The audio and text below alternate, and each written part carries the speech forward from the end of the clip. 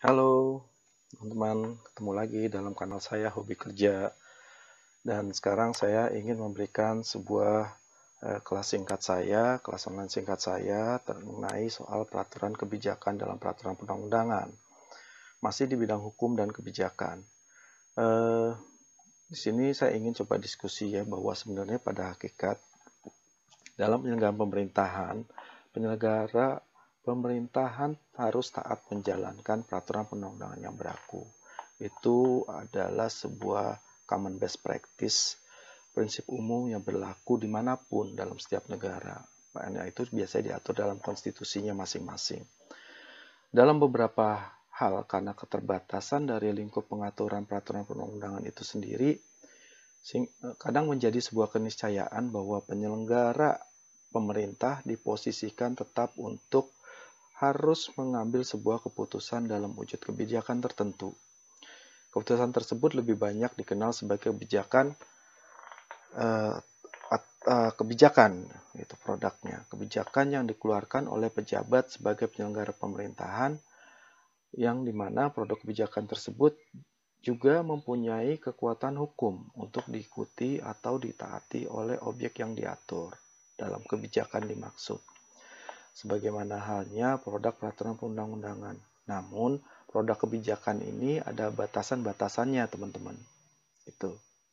Ada batasan-batasannya. Nggak seperti produk-produk peraturan perundang-undangan yang memang dia itu murni produk hukum. Mungkin kita ingin menelusuri dulu dari hakikat hierarki peraturan perundang-undangan. Kita sekarang mempunyai Undang-Undang 12 2011 tentang pembentukan peraturan perundang-undangan, di mana dalam pasal 7 diatur hierarki, jenis dan tata urutan peraturan perundang-undangan adalah sebagai berikut.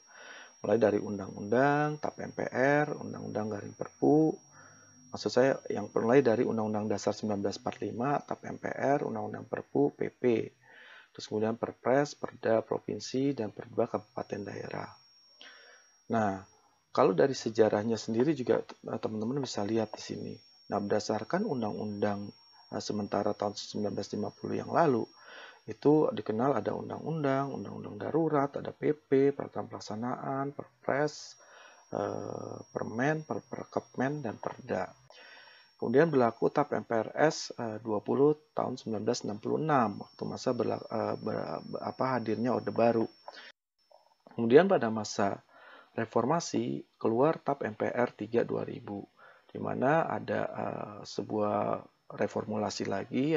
Terus selanjutnya berlaku Undang-Undang pembentukan PU yang pertama, Undang-Undang 10 2004. Dan selanjutnya yang terakhir yang berlaku sekarang, Undang-Undang 12 2011, dikenalkan dalam pasal 7 sebagai kota. Jadi bayangkan betapa ada dinamika yang berjalan di sini sepanjang tahun 50 sampai dengan 2011 dan 2020 ini gitu. Dan ini bergerak terus gitu loh, adjust terus sesuai dengan perkembangan zaman dan mungkin komitmen-komitmen politik. Namun ada beberapa yang bisa saya highlight sebagai catatan di sini dari dinamika hierarki tersebut. Pertama, kekuatan hukum peraturan perundang-undangan itu akan sesuai dengan hierarkinya. Makin tinggi dia makin kuat, makin superior, makin tinggi makin superior.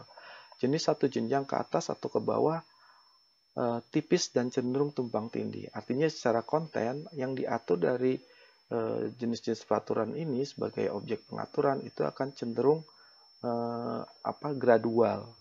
Ada degradasinya, bahkan ada tumpang tindih. Nah, kalau semakin ke atas, semakin abstrak, semakin filosofis, semakin konsepsi gitu. Nah, semakin ke bawah harusnya semakin teknis atau semakin operasional. Nah, dalam Undang-Undang 12 tadi tahun 2011 ada jenis PUU lain selain yang dikenalkan dalam pasal 7 tadi yang meliputi peraturan yang ditetapkan oleh MPR, DPR, DPD, MA, MK, BPK, Komisi Yudisial, BI, Menteri, badan lembaga atau komisi yang setingkat yang dibentuk dengan undang-undang atau pemerintah atas perintah undang-undang. DPRD Provinsi, Gubernur, DPRD, Kabupaten, Bupati Wali Kota, Kepala Desa atau yang setingkat. Artinya memang produk-produk peraturan ini dikenal diakui juga menjadi sebuah peraturan perundang-undangan yang hierarki di luar dari apa yang pokok diatur dalam pasal 7 tadi gitu.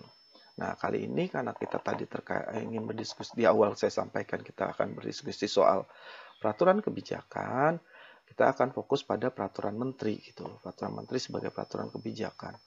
Di sini saya ingin jelaskan bahwa peraturan menteri adalah peraturan yang ditetapkan oleh menteri berdasarkan materi muatan dalam rangka penyelenggaraan urusan tertentu dalam pemerintahan.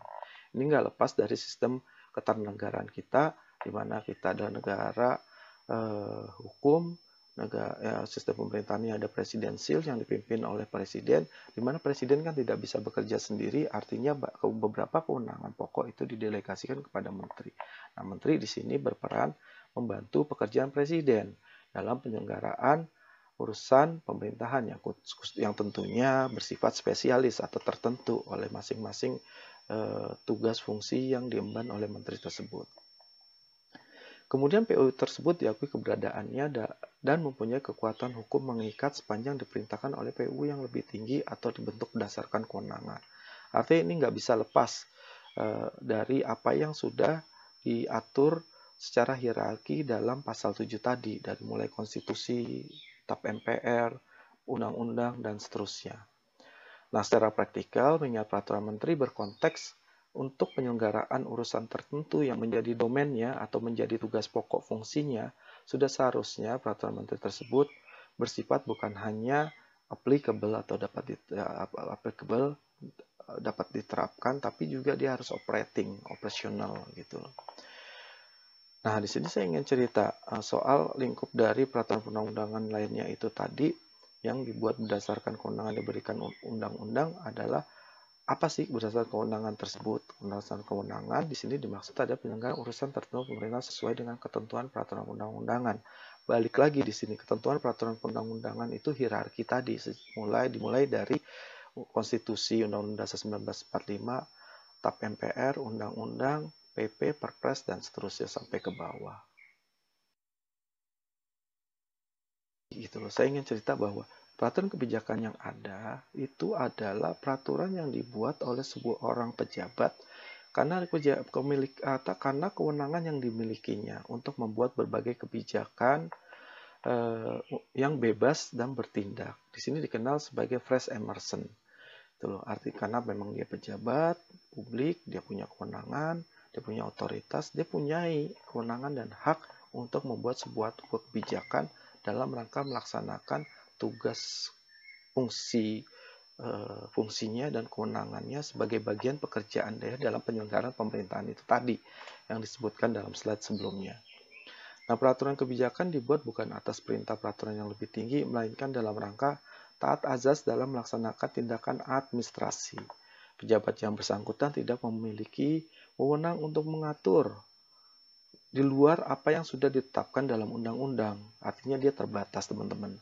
Nah, bentuknya bisa kita tahu sama-sama. Di sini bisa berwujud permen, kepres, surat edaran, instruksi, dan pengumuman. Nah, kepres sendiri artinya di sini saya sebut karena memang hal yang sama juga dimiliki oleh presiden dalam mengatur sebuah kebijakan yang dia kehendaki, teman-teman.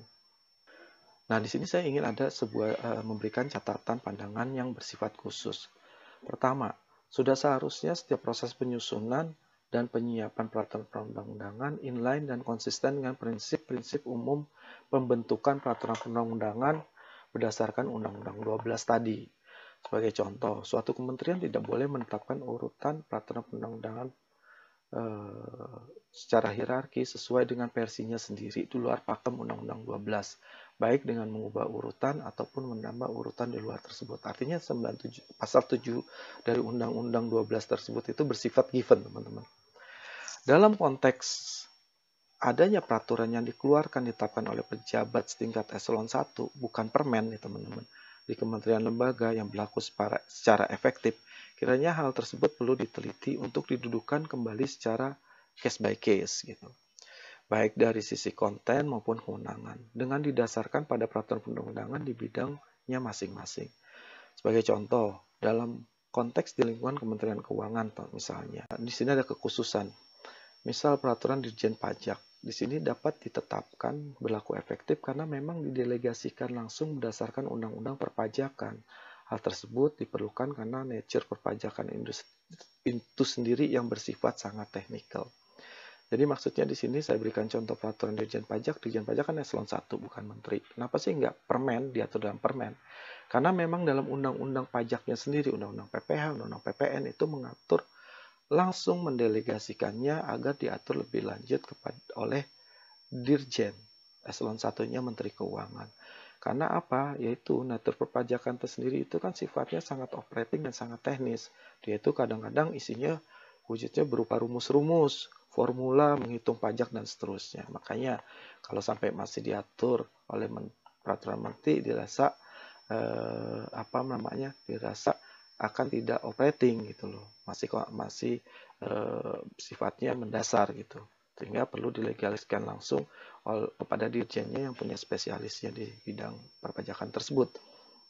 Nah selanjutnya, selain itu perlu juga dipahami bahwa berdasarkan Undang-Undang Keuangan Negara dan Undang Perbendaharaan memberikan lingkup yang sangat luas atas arti keuangan negara dan perbendaharaan, meliputi antara lain pengelolaan fiskal, moneter, pengelolaan kekayaan negara yang dipisahkan, pengelolaan pendapatan dan belanja negara, pengelolaan utang piutang, dan pengelolaan investasi dan seterusnya.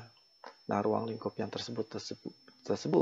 ruang lingkup yang luas tersebut memberikan Menteri Keuangan kewenangan dan kapasitas bukan hanya sebagai menteri sebuah kementerian secara umum, itu bukan sekadar dia sebagai menteri pengguna anggaran, pengguna barang, dan seterusnya.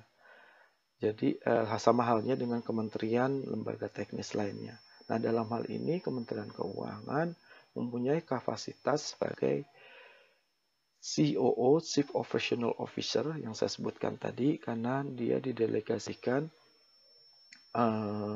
oleh undang-undang sebagai pengguna barang dan pengguna anggaran, melainkan juga dia berperan sebagai bendahara umum negara, Chief Financial Officer, yang diberikan khusus berdasarkan Undang-Undang Keuangan Negara tadi. Nah, khusus kapasitas dan kewenangan tersebut memberikan peluang kepada Menteri Keuangan untuk dapat mendelegasikan beberapa kebijakannya atau peraturan teknisnya untuk dapat diatur lebih lanjut secara langsung oleh pejabat eselon 1 di bawahnya dalam konteks substansi sebagai wakil dari CFO dan BUN dan sebagai juga pengendali fiskal perpajakan di sini. Makanya tadi relevan contoh peraturan Dirjen Pajak sendiri, kenapa tidak diatur dalam peraturan Menteri Keuangan. Nah, konstruksi yang sama juga dapat ditemukan dalam peraturan undang-undangan lain di bidang perhubungan dan di bidang SDM. Misalnya peraturan Dirjen Perhubungan Udara, peraturan Dirjen Kereta Api, peraturan Dirjen Ketenaga Listrikan, sumber daya mineral, itu bisa kita temukan mengatur lebih lanjut secara langsung tanpa diatur terlebih dahulu oleh sebuah peraturan menteri. Nah, ini halnya semata-mata keniscayaan karena diatur, didelegasikan oleh undang-undangnya sendiri. Demikian teman-teman, terima kasih. Sekian kelas dari saya, sharing dari saya. Jangan lupa untuk like dan subscribe channel saya, Hobi Kerja Channel. Teman-teman, sampai jumpa pada konten saya berikutnya. Bye.